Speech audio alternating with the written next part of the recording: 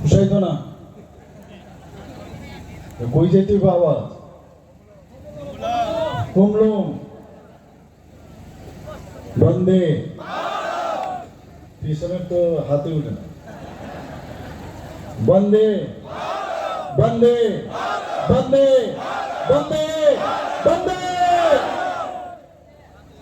যতন কুলুঙ্খা যতন হাম্বাই সবাইকে নমস্কার। আজকে সকাল থেকে আমি 3টে জায়গায় আমি গেছি। আজকে এটা 4th জায়গায়, যেটা আমাদের 20 কিল্লা বাগমার আমাদের ক্যান্ডিডেট ভারতীয় জনতা পার্টির, যাকে পদ্মচিহ্নে ভোট দেওয়ার জন্য ভারতীয় জনতা পার্টির তরফ থেকে মনোনয়ন দেওয়া হয়েছে। আমাদের অত্যন্ত যাকে বলা ইউথ আইকন এবং অত্যন্ত জনপ্রিয় এই এলাকার ওমর জমাতিয়া মহোদয়ের সমর্থনে আজকে যে বিশাল জনসভা, এবং এই জনসভায় দেখে আমাদের যে অপোজিশনে যারা আছেন তাদের কিন্তু কপালের ভাঁজ কিন্তু পড়ে গেছে, আমি বলতে পারি আজকে একদম 100% আমি বলতে পারি। এবং আমাকে অনেক সময় বলে যে মুখ্যমন্ত্রী নাকি জনজাতিদের পছন্দ করেন না। তাই আমি বলবো, আং যত তিফ্রাসানো আম জাগু, আং যত তিফ্রাসানো আম জাগু। এর মধ্যে ওই সোনার অ্যাকশন থাকে না, যে খাঁটি সোনা কিনা, একদম 100 ভাগ এটার মধ্যে 100% এখানে হাম যাবে। কাজেই মুখ্যমন্ত্রী তো মুখ্যমন্ত্রী হয়, ঠিক না? তো মুখ্যমন্ত্রী আবার জনজাতি, প্রধানমন্ত্রী আবার জনজাতি, আর যখন যে হবে সবই তো আমরা জাতি জনজাতি সবই থাকবে, যখন যেটা হবে হবে। এখন জনজাতি আমাদের মাননীয় প্রধানমন্ত্রী জনজাতি একজন বানিয়েছেন, আমাদের যিনি রাষ্ট্রপতি বানিয়েছেন কিনা, আগে তো কোনোদিন হয়নি। তো যখন হয়েছে তো রাষ্ট্রপতির কাজ করছেন।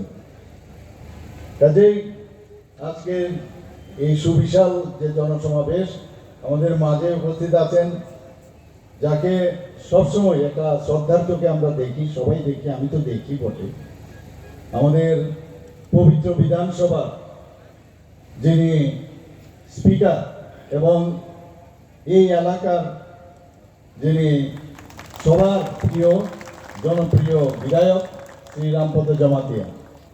কি বলছেন? জনজাতিদের বিজেপি পছন্দ করেন না।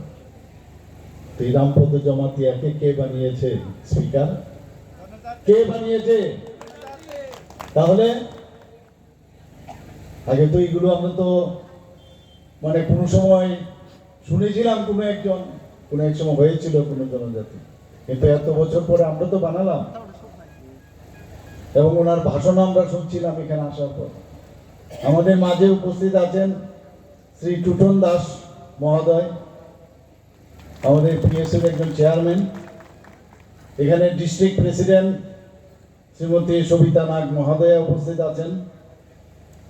আর যিনি ক্যান্ডিডেট, যার সমর্থনে আমরা সবাই একত্রিত হয়েছি এখানে, শ্রী অমর জমাতিয়া মহোদয় এবং শ্রী রবীন্দ্র জমাতিয়া বিএসসির চেয়ারম্যান, এবং বিশাল সংখ্যায় বিশেষ করে আমার জনজাতি ভাই বোনেরা, কার্যকর্তারা, মেয়েরা, বোনেরা, মায়েরা এবং বিশিষ্ট ব্যক্তিবর্গ এখানে উপস্থিত, এবং এলাকাবাসী এবং সাংবাদিক বন্ধুরা,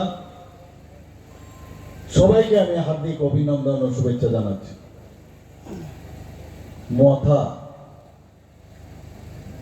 মথা থাকবে? আপনারা গ্যারান্টি দেবেন না আমি গ্যারান্টি দেব? তাহলে একটা কথা আমি বলছি, আপনারা শুনতে হবে কিন্তু কথাটা। মথা ইয়া করো দাতি ফাইদি 12 তারিখ পরে মথা কংগ্রেস মথা টংরা 100% আমি বলে দিচ্ছি, খুঁজে পাওয়া যাবে না। যে যাই বলো, 5 বছরের সুযোগ কোনো এক সময় ত্রিপুরার মানুষ জোট আমলকে দিয়েছিল কিনা? এবং এই জোট আমল দেখিয়ে সারা জীবন এখানে 10 বছর রাজত্ব করার পর মাঝখানে 5 বছর জোট আমল এসছে কংগ্রেসের সাথে যুক্ত হয়ে, তারপর সুযোগ দিয়েছিল মানুষ, কিন্তু তারপর আর রাখতে পারল না। এবং এরপরে আরো 15-25 বছর ওনারা সরকার চালিয়েছে কমিউনিস্ট। তাহলে 35 বছর ঠিক সেই রকম মথাকে মানুষ সুযোগ দিয়েছিল কিছু কাজ করার জন্য। একটা কাজ আপনারা আমাকে দেখান যে এই কাজটা ওনারা করেছেন। একটা কাজ আছে কোথাও? হ্যাঁ, একটা কাজ আছে। আরে কাজ তো কাজই, কাজ আছে, কিন্তু কোনটা? এটা হচ্ছে লুটপাট। লুটপাটের কাজটা কিন্তু করেছেন ওনারা, করেছেন কিনা? এবং জনজাতিদের জন্য এত কোটি কোটি টাকা আমরা দিলাম, সেগুলো জনজাতিদের উন্নয়ন তো করেনি।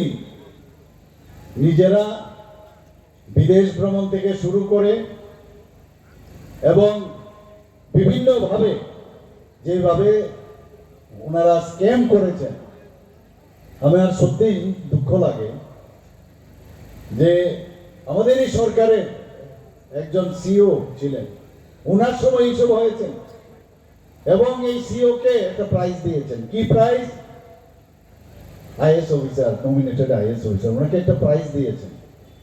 প্রাইজটা কি? যে তোমাকে একটা টিকিট দেবো। আর এবার টিকিটও দিয়েছেন ওনাকে। কিন্তু আপনাদেরকে আমি বলি, যদি তো আমি বলবো না, আমাদের সরকার তো এবার হবেই, ভারতীয় জনতা পার্টির সরকার এবার টিএডিসির মধ্যে হতে বাধ্য হবে। আর যখন হবে, তারপর যদি প্রমাণিত হয়, তাহলে কিন্তু কাউকে ছাড় দেওয়া হবে না বন্ধুগণ। এইভাবে ভ্রষ্টাচার করে কেউ পার পাবে না।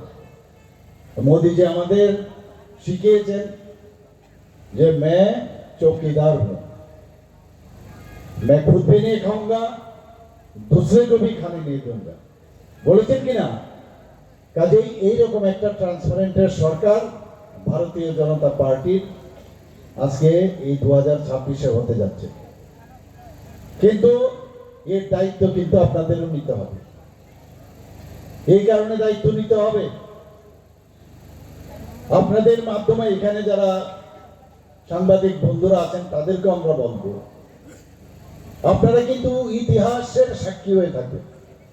এতদিন ধরে এডিসি কে নিয়ে একটা ভোট বাক্সে জনজাতিদের নিয়ে খেলা হতো। তাদের সত্যিকারের উন্নয়ন কেউ করেনি।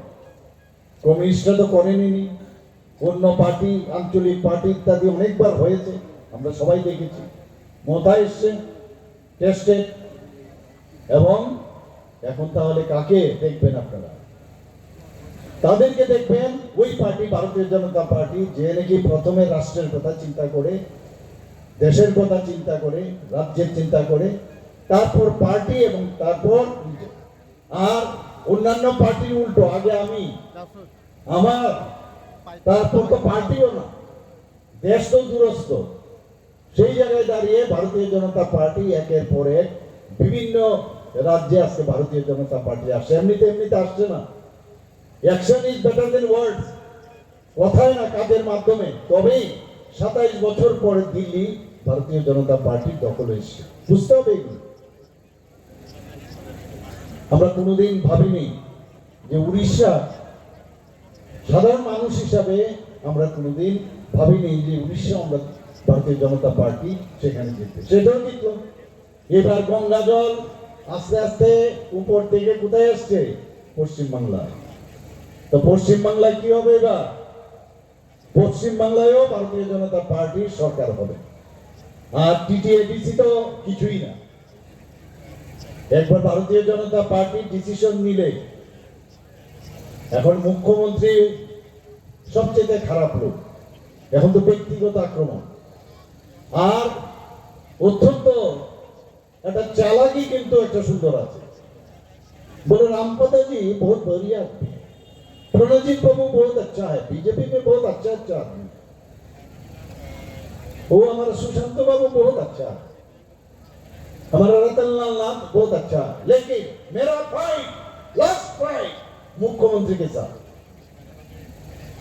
তাহলে কি হলো, যাদের ভালো বললো তারা সবাই তো মানুষ, ভাবলো আমাকে তো ভালোই বলে। এটা কিন্তু সার্কেলিং অর্ডার। ওই যে আটশোলার যে একটা লাইফ সাইকেল থাকে, একবার একে ভালো বলা আরেকবার ওকে খারাপ বলা, এই হচ্ছে অভ্যাস, এই হচ্ছে রাজনীতি। আর এই রাজনীতিতে যদি আপনার কোনো যুক্তিযুক্ত কোনো কথা থাকে, মানুষের কাছে বলবেন, মানুষকে বুঝাবেন, আপনি কাজ দিয়ে বুঝাবেন, কিছুই নেই আপনার কাছে,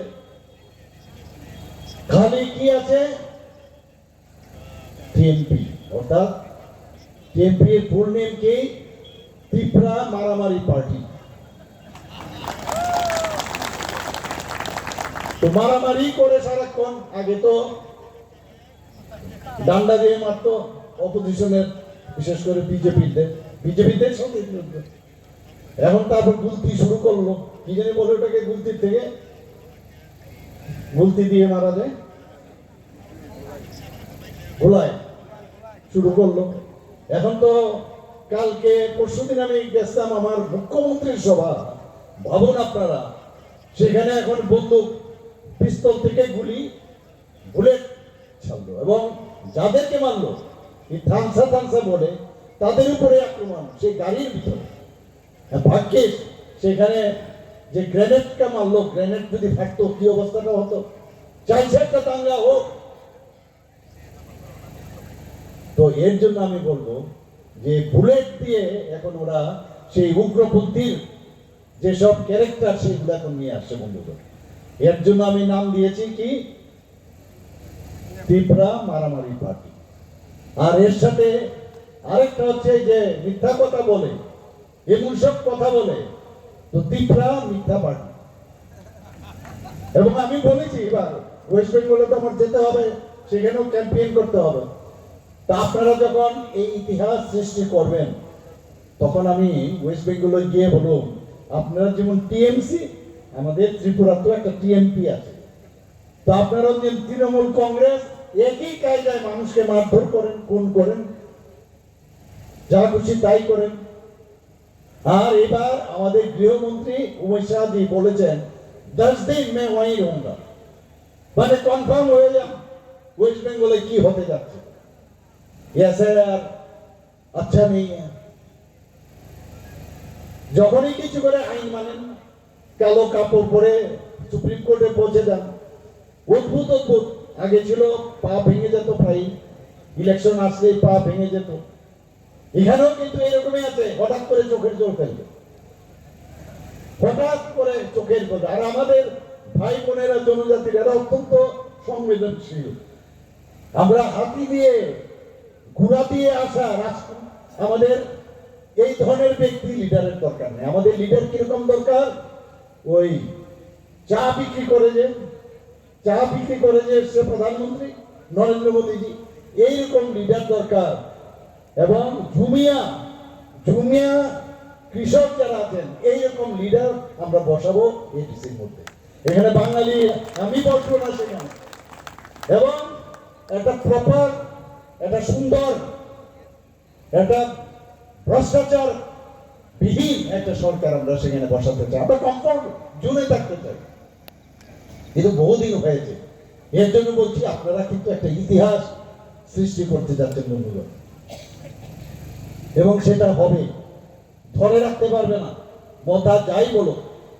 আর এখানে যারা ছোট ছোট ছেলে মেয়েরা আছেন, বেশিরভাগই ইউথ আমি দেখছি এখানে, তারা তো যাত্রা দেখেননি অনেকে, কিন্তু যাত্রা দেখার দরকার নেই।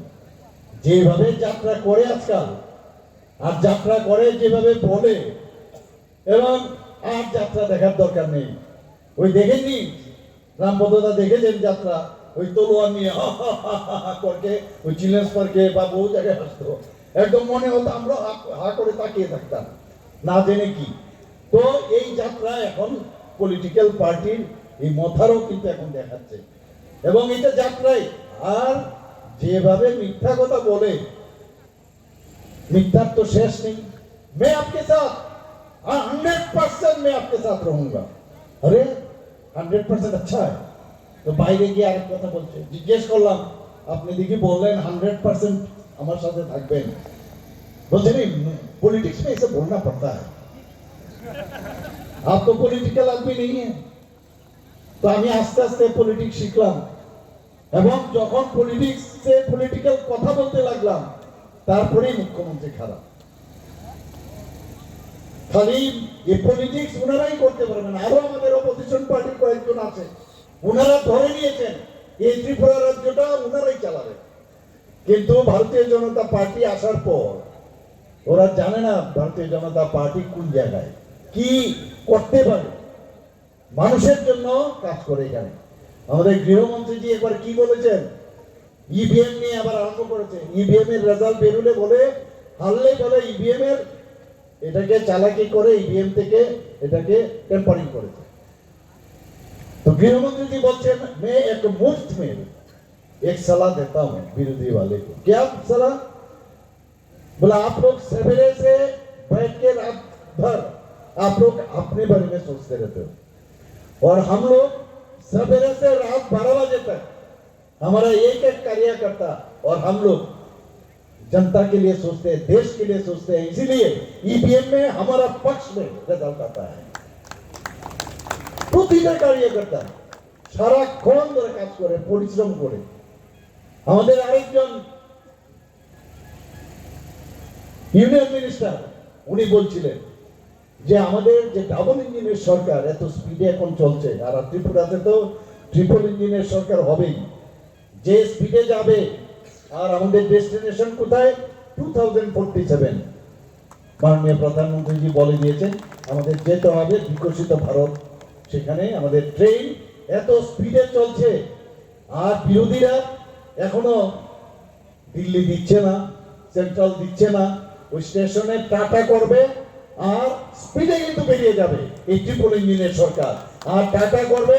আমি এখনো যারা এখনো বিভ্রান্তের মধ্যে আছেন, যারা ছোট ছোট ছেলে মেয়েরা আছেন, আমি বলবো এই ডিভিশনের মাধ্যমে জাত পাতের কথা বলে সুড়সুড়ি দিয়ে যারা এখনো বোকা বানাচ্ছেন তাদেরকে ছেড়ে আমাদের ট্রেনের দরজা খোলা আছে, তাড়াতাড়ি চলে আসুন, এখনো খোলা আছে। এই দেশকে যদি উন্নতি করতে হয় এখনো আমাদের ভারতীয় জনতা পার্টিতে আপনারা চলে আসুন। আজকে আমাদের এখানে যদি আমরা জনজাতিদের বলেছে কি বিজেপি জনজাতির শত্রু, তো জনজাতির শত্রু যদি হয়, রামপদদার কথা তো বললামই, আমাদের এই যে ত্রিপুরা আমাদের যে ত্রিপুরা পাবলিক সার্ভিস কমিশন, এখানে 3টা সিট আছে, এখানে একজনকে চেয়ারম্যান করা হয়েছে জনজাতি, একজন মেম্বারকে মহিলা মেম্বার বানানো হয়েছে। তাহলে জনজাতিদের ভারতীয় জনতা পার্টি আমার সরকার দেখে না? আপনারাই বলুন। আমাদের এই সরকারে 12 জন মিনিস্টার আছেন, 12 জন মিনিস্টার মধ্যে আমার জানা নেই ত্রিপুরার ইতিহাসে কখনো হয়েছে কিনা 5 জন মিনিস্টার জনজাতি। কত পার্সেন্টেজ হলো তাহলে? কত পার্সেন্টেজ হবে? আজকে সমস্ত জায়গায় ডাইরেক্টর থেকে আরম্ভ করে, টিসিএস থেকে আরম্ভ করে, টিপিএস থেকে আরম্ভ করে, টিপিএস সমস্ত জনজাতি এলাকায় মানুষ এইসব জায়গায় এখন তারা প্রমোশন পাচ্ছে, যাচ্ছে, ভালো জায়গায় যাচ্ছে।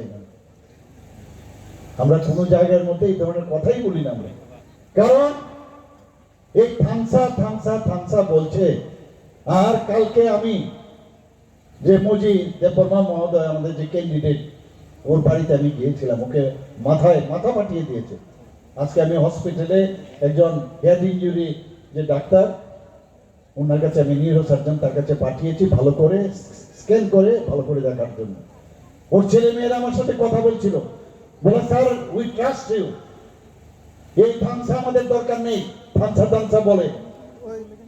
এবং কি বলে, যখন বাজারের মধ্যে মারপিট হচ্ছিল, আরো 5-6 জন 10 জন ছিল আমাদের, এবং সেখানে শাটার নিচে করে বাঙালিরাই অনেক জনজাতিকে বাঁচাচ্ছেন এই যে আমাদের কার্যকর্তা। তাহলে মানুষ হচ্ছে সবচেয়ে বড় ধর্ম। সেখানে তো জাতি জনজাতি এরকম আসেনি। তো ওরা ওই বলছে আমাকে, আমি বললাম এটাই তোমাদের বোঝানোর জন্য আমরা বলছি যে এই যে ইচ্ছে করে একটা ডিভাইডেড পলিসি করে ওরা নিজেদের যে স্বার্থ সিদ্ধি সেটা করার জন্য এটা করছে। আজকে মাননীয় প্রধানমন্ত্রীজি একটা মন্ত্র দিয়েছেন, সবকা সাথ সবকা বিশ্বাস বিকাশ আর তার প্রয়াস। এখানের মধ্যে থানসা লুকাই আছে। আমরা চাই এখানে থানসা জনজাতিও থাকবে, জাতীয় থাকবে, এখানে মণিপুরীও থাকবে এবং এখানে মাইনরিটিও থাকবে। সবাই মিলে আমরা এক ত্রিপুরা, নতুন ত্রিপুরা একটা তৈরি করতে চাই। বিশ্বাস হচ্ছে সবচেয়ে বড় জিনিস। আগে আমরা দেখতাম কি 2014 আগে এমন একটা অবস্থা হয়েছিল, এই দেশ টিকবে কি টিকবে না এমন অবস্থা হচ্ছিল। আমাদের সোলজারদের গলা কেটে আমাদের ভারতবর্ষে ফেলে রাখতো এবং তৎকালীন সময় ইউপিএ গভর্নমেন্ট কি বলতো, मैं निंदा करता हूं। আর এই নিন্দাতে পেট পড়বে। প্রধানমন্ত্রী জি এসে পার্লামেন্টে আক্রমণ করলো। আপনারা সবাই জানেন মুম্বাই এত বড় টেররিস্ট অ্যাটাক হলো, আর নর্থ ইস্টার্ন জোনের কথা বলে তো লাভ নেই। পুনের কথা আপনারা সবাই জানেন। সর্বত্র সারা ভারতবর্ষে এই বোম ব্লাস্টিং, গুয়াহাটিতে বোম ব্লাস্টিং, ত্রিপুরাতে একই অবস্থা। সেই জায়গায় এবং দাঙ্গা তো একটা মনে হতো যেন এগুলো part and parcel of India. প্রধানমন্ত্রী যে আসার পর আপনারা দেখুন কি শান্তি প্রতিষ্ঠিত হয়েছে। নর্থ ইস্টার্ন জোনে আজকে 12টা থেকে 13টা অ্যাকর্ড হয়েছে, আজকে শান্তি প্রতিষ্ঠিত হয়েছে। ত্রিপুরাতে এনএলএফটি এবং এটিটিএফ তাদের সাথে মৌ হয়েছে, আজকে তাদেরকে 250 কোটি টাকা দেওয়া হয়েছে তাদেরকে। আজকে যারা আমাদের এই মিজোরাম থেকে যারা রিয়াংরা এসছে, এতদিন ধরে তো তাদের চোখেও আমরা দেখিনি, ভিতরেই ঢুকিয়ে রেখেছিল। সিপিএম তো ভিতরেই ঢুকিয়ে রেখেছিল। এখন গণতন্ত্রের বুকের বাতাস, আমরা গণতন্ত্র দিয়েছি। আর আমাদের সরকার আসার পর তাদেরকে পুনর্বাসন করা হয়েছে। তাদের রেশন পানি থেকে আরম্ভ করে থাকার ব্যবস্থা, ফিক্সড ডিপোজিট, তাদের ভোটার আই কার্ড, তাদের ভোটার অধিকার, তাদেরকে ট্রেনিং, ইউথ যারা আছেন তাদেরকে 800 কোটি টাকা তাদের জন্য ব্যয় করা হয়েছে। আমি নিজে টুল কিট বিতরণ করে এসেছি ওনাদেরকে। স্কুল, রাস্তা, ইলেকট্রিসিটি সব দেওয়া হয়েছে। আমি যখন মুখ্যমন্ত্রী হই তার আগে মাত্র 4টার মতো ওদের যে বিভিন্ন জায়গা সেখানে সেটেলমেন্ট হয়েছিল। আসার পর খুব তাড়াতাড়ি করে আরো বাকি জায়গাগুলো করেছে, প্রায় 13টা জায়গায় তাদেরকে বিনামূল্যে রেশন সমস্যা সমাধান করেছি। এই সরকার সমস্যা সমাধানের সরকার, আর আগে সরকার কি ছিল, সমস্যা সৃষ্টির সরকার। উনারাই এই টেররিস্ট এখানে সৃষ্টি করেছিল সিপিএম এর সময়। আর আমরা এসে তাদেরকে ঠিক পথে নিয়ে এসেছি এখন, এবং তাদেরকে মূল স্রোতে এনে তাদেরকে সহাবস্থানের মাধ্যমে আমরা চাই। কিন্তু এখন আবার কি দেখছি, এখন আবার এই বারুদের গন্ধ আবার দেখা যাচ্ছে। এটাকে পার্টি বলে? এভাবে পার্টি? এবং অনেক চক্রান্ত চলছে, বলছে গরিব। আবার নতুন আরেকটা তথ্য, গরিব, আমরা গরিব। আমি আজকে মাত্র হেলিকপ্টার চললাম, এত বড় পার্টি। আমি বেশিরভাগ ট্রেনে চড়ি, বেশিরভাগ গাড়ি দিয়ে যাই। বাধ্য হয়ে সময় আমি কুলাতে পারছি না, বহু জায়গায় আমার যেতে হবে। আমি আজকেই হেলিকপ্টার ইউজ করলাম। আর ওনারা আজকে কতদিন ধরে হেলিকপ্টার ইউজ করছেন? গরিব পার্টির হেলিকপ্টার, বুঝতে পেরেছেন তো? কোথা থেকে ফান্ড আসছে সব খবর আছে আমাদের কাছে। আবার বোকা বানানোর চেষ্টা করছে। আজকে এক জায়গায় গিয়ে কি বলছেন, মৌ করে ফেলছেন। আরে বাবা, কি মৌ যে নতুন করে এখানে একটা কাউন্সিল করা হবে, এবং সেই কাউন্সিলের থেকে আবার সুড়সুড়ি দেওয়ার চেষ্টা করছে কাউকে। আপনার এই যেটা আমাদের রাজ্যপাল নমিনেট করে এমডিসি তাকে দেওয়া হবে, এবং জানিয়ে হবে না ত্রিপুরাল্যান্ডের মতোই। আবার ত্রিপুরাল্যান্ডের কথা বললে বলবে যে মুখ্যমন্ত্রী তো তখন রাজশব্দ নেই। আর এটা একটা ইন্টারন্যাশনাল বিষয়, এবং আপনি জানেন এটা হবে না, ইচ্ছে করে আপনি এগুলো বলেন। আরে চাকমার উপরে যখন আক্রমণ হয়, আজকে সেখানে আমরা সবচেয়ে বেশি কিন্তু কাজ করেছি।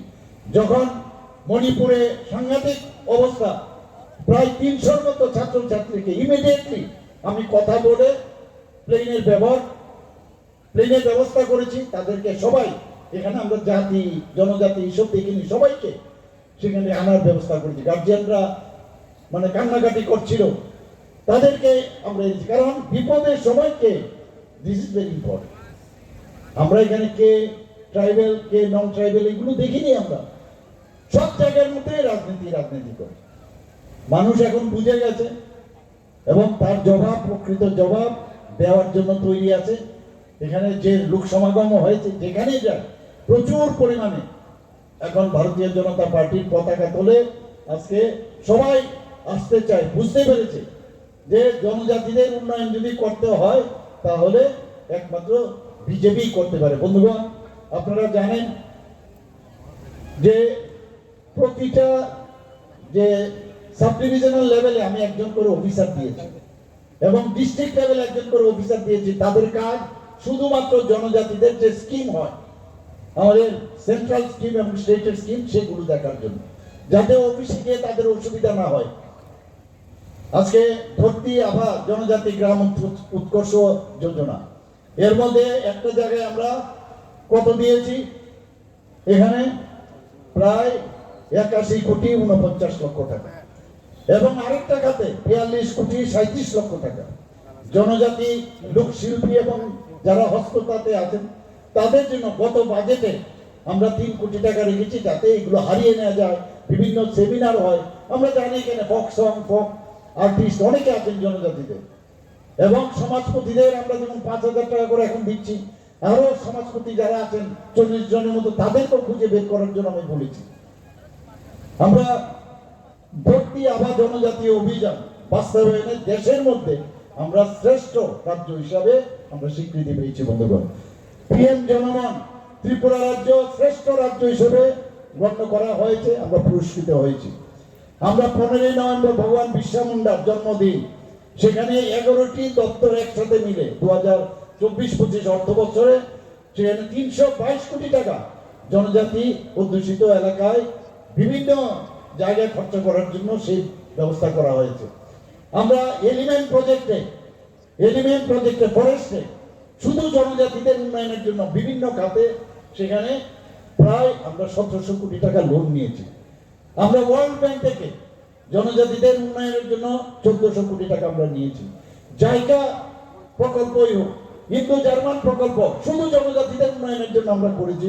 বলছে কি জনজাতিদের উন্নয়ন, ওনারা কোন উন্নয়নটা করছে আপনারা দেখান তো। মুখ্যমন্ত্রী রাবার মিশন, আমি কালকে যখন সিমনার থেকে আসছিলাম রোড শো করে আমার যিনি ক্যান্ডিডেট দেখাচ্ছিলেন, কি দেখাচ্ছেন, স্মোক হাউস, এরকম দুরবস্থা, এটা প্লাস্টিক লাগিয়ে এখানে স্মোক হাউস বানিয়েছে। আপনারা ভাবুন, 2-3টে জায়গায় আমাকে দেখালো। আমি বললাম ফটো তুলে পাঠাও, তারপর যা করার আমি করবো। আমরা সংগ্রামা, এখানে রামপদ দাদা আছেন, এখানে আমি সংগ্রামা ওনাদের পুজো, সেখানে আমি গিয়েছিলাম। ওনারা দাবি করেছিলেন একটা ছুটি ঘোষণা করার জন্য, তারপর আমি এই ক্যাবিনেটের ডিসিশন নিয়ে রেস্ট্রিক্টেড হলিডে আমি ডিক্লেয়ার করেছি। আজকে আমার যে মুখ্যমন্ত্রীর নামে chief minister tribal women development প্রোগ্রামে প্রায় 20,000 যারা উইভার আছেন, মেয়েরা যারা এই ধরনের রিসা এবং পাঁচরা বানান, এবং রিসা এবং পাঁচরা মাননীয় প্রধানমন্ত্রীজি জিআই ট্যাগের ব্যবস্থা করেছেন আন্তর্জাতিক স্তরে।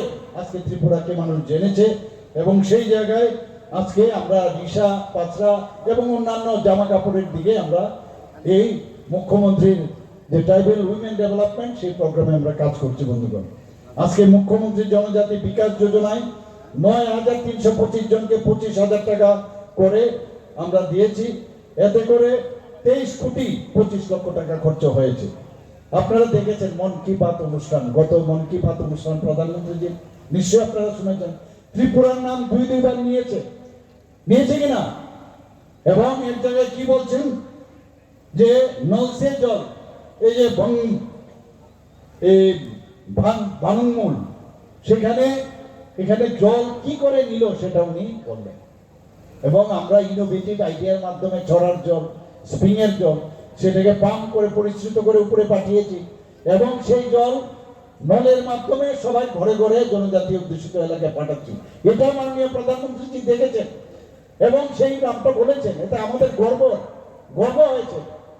এবং রিয়াং যারা আছেন, যারা বিভিন্ন ক্যাম্পে রয়েছেন, ঘরের মধ্যে রয়েছেন, তাদের মধ্যে প্রধানমন্ত্রী যে মুফত বিজলি যোজনার অন্তর্গত যে বিজলি সেখানে দেওয়া হয়েছে পড়ছেন, সেটার উল্লেখ পর্যন্ত করেছেন। এই যে বিষয়গুলো আমাদের ত্রিপুরাকে যে কারণে নীতি আয়োগ কি বলছেন, ফ্রন্ট রানার স্টেট হিসাবে ডিক্লেয়ার করেছে বন্ধুগণ। এমনিতেই শুধু হয় না, এবং নর্থ ইস্টার্ন জোনের মধ্যে ত্রিপুরা ঠিকভাবে যে চলছে, আজকে পার ক্যাপিটা ইনকাম আমরা সেকেন্ড বেস্ট ত্রিপুরা এখন। জিএসটি এর কথা যদি বলেন তো ত্রিপুরা এখন সেকেন্ড বেস্ট। ওই যে বললাম, গৃহমন্ত্রীজি যে বললেন যে সকাল 6টা থেকে রাত্রি 12টা পর্যন্ত আমাদের কাজ করতে হয়, তবেই এই ধরনের রেজাল্ট আমরা পাই। বিভিন্ন যে আমাদের যে বিভিন্ন প্যারামিটারে এখন জাতীয় স্তরে আমরা পুরস্কার পাচ্ছি। কিছুদিন আগে আপনারা জানেন যে আমাদের চিফ সেক্রেটারি মহোদয়, তাদের যে চিফ সেক্রেটারিদের যে মাননীয় প্রধানমন্ত্রীজির বৈঠকে তাদেরকে আহ্বান করা হয়, সমস্ত চিফ সেক্রেটারি সমস্ত প্রদেশের। ত্রিপুরার মুখ্যমন্ত্রীকে কি বলেছেন যে আপনার পিপিটির মাধ্যমে বলতে হবে যে এই যে ডিরেগুলেশন এন্ড কমপ্লায়েন্স আপনি কি করে করলেন। ত্রিপুরা ফার্স্ট হয়েছে এবং কিভাবে করলেন সেখানে যখন উনি বললেন, তখন প্রধানমন্ত্রী जी বলছেন आप इनसे सीखे, छोटा सा एक राज्य लेकिन कितना बढ़िया से काम कर रहे हैं, आप लोग भी सीखे। এরপর সমস্ত আমাদের কাছে রিকোয়েজিশন আসতে লাগলো যে আপনাদের অফিসার পাঠান, বিভিন্ন বড় বড় প্রদেশ সেখানে আমরা পাঠিয়েছি, তারা ট্রেনিং দিয়েছে কিভাবে করা যায়। এখানে জনজাতি যারা এখানে হোস্টেলাররা আছেন, তাদের 2018-এ 55 টাকা ছিল, সেখান থেকে বাড়িয়ে 80 টাকা করা হয়েছে। এবার আমরা সেখানে 100 টাকা করেছি বন্ধুগণ। বিনামূল্যে পাঠ্যপুস্তক দেওয়ার বিষয় সেখানে আমরা দিচ্ছি, অন্যান্য আনুষঙ্গিক যা যা আছে দিচ্ছি। উচ্চ শিক্ষায় কোনো ছাত্রছাত্রী যার যদি বাইরে পড়তে যায় এককালীন তাকে আমরা আর্থিকভাবে সাহায্য করার ব্যবস্থা করেছি। নতুন শুধু এসটি হোস্টেল 29টি নতুন হোস্টেল অলরেডি নির্মাণ হয়েছে, আরো 44টি অলরেডি আন্ডার কনস্ট্রাকশন। শুধু তাই না, আরো 3টি 100 শয্যা বিশিষ্ট এবং 50 শয্যা বিশিষ্ট আরো 26টি আমরা করার ডিসিশন আমরা নিয়েছি। আমরা বিভিন্ন ভাবে মাননীয় প্রধানমন্ত্রী যে আমাদেরকে যেভাবে শিক্ষা দেন আমরা সেইভাবে কিন্তু কাজ করি। অনেকে অনেক কথা বলবে, আমি শুধু একটা কথাই বলবো, এবার আপনাদের কাছে এটা কিন্তু নর্মাল যে একটা ইলেকশন, এডিসির ইলেকশন সেটা ভাববেন না, ভেরি ইম্পর্টেন্ট ইলেকশন। এবং আপনাদের ফিউচার পার্মানেন্ট একটা সলিউশন এই এডিসির জন্য হবে বন্ধুগণ, এবং আপনারাই কিন্তু সেটা করতে যাচ্ছেন। এবং এই যে বারবার আঞ্চলিক দলগুলো হয় আর নানাভাবে ব্ল্যাকমেলের ব্যবস্থা করে, সেটার থেকে মুক্তি যদি পেতে হয় তাহলে 12 তারিখ সকাল সকাল যারা এখানে উপস্থিত রয়েছেন ওনারা তো যাবেনই, আপনাদের বন্ধু বান্ধব, আমার মেয়েরা যারা ছেলেরা আছেন সবাইকে বলবো, আপনাদের আত্মীয় স্বজন সবাইকে গিয়ে বলুন যে মাথা চলে যাচ্ছে, কারণ ক্ষমতা নেই ধরে রাখার কাজে একমাত্র ভারতীয় জনতা পার্টিকে ভোট দেওয়া। আর এই যে সুশ্রুরি দেয় জাতিগত বিদ্বেষে সুশ্রুরি, যে যদি ভোট বিজেপিকে দেওয়া হয়, মুখ্যমন্ত্রীকে